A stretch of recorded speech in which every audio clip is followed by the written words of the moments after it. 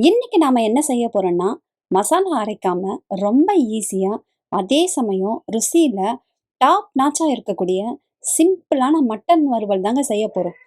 வாங்க எப்படி செய்யலாம்னு பார்க்கலாம். ஒரு 1/4 கிலோ மட்டன் எடுத்து நல்லா கழுவிட்டு, காரத்துக்கு ஒரு 2 ஸ்பூன் மிளகாத்தூள், கொஞ்சோண்டு மஞ்சத்தூள், தேவையான அளவு உப்பு.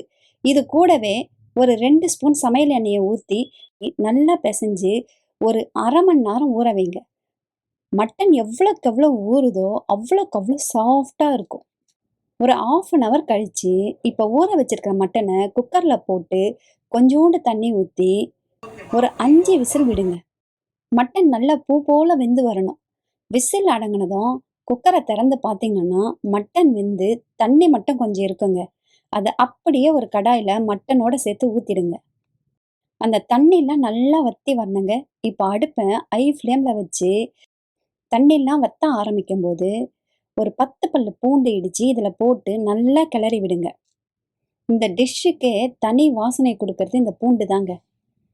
தண்ணி முழுசா வத்தி, எண்ணெய் பிரிஞ்சு, மட்டன் நல்லா செவக்க வறுபட்டு வரணுங்க. பாருங்க, இப்ப பாருங்க. பார்க்கவே எவ்வளோ கலர்ஃபுல்லா இருக்குன்னு. பார்த்தீங்களா? தண்ணிலாம் சுண்டுருச்சு. இந்த மசாலாலாம் மட்டனோட ஒட்டி வந்துருச்சு பார்த்தீங்களா? இப்ப அடுப்ப ஆஃப் பண்ணிடுங்க. இத அப்படியே சுட சுட சாதத்துல போட்டு, அந்த மசாலாவுல பெசஞ்சு, ஒரு வாய் சாப்பிட்டு பாருங்க. டேஸ்ட்டு சும்மா டாப் நாச்சா இருக்கும். செஞ்சு பார்த்துட்டு கமெண்ட் பண்ணுங்க. இந்த ரெசிபி உங்களுக்கு பிடிச்சிருந்தா லைக் பண்ணுங்க, ஷேர் பண்ணுங்க, சப்ஸ்கிரைப் பண்ணுங்க.